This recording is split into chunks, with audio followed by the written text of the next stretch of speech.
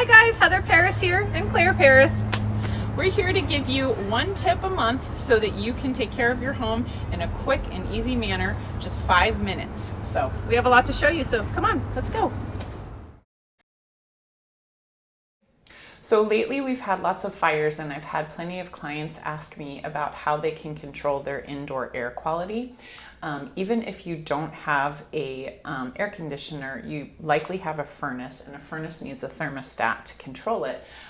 There's always a fan setting on your thermostat, and so you're going to go through, and sometimes there's several settings, but mode is one that you typically have. It's either going to be on the face or on the top.